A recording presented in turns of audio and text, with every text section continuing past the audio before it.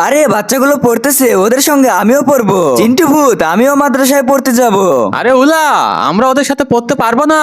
না না, আমি ওদের সাথে পড়বো। বাচ্চারা তোমরা সবাই পড়ো পড়ো। হ্যাঁ হ্যাঁ, পড়তেছি।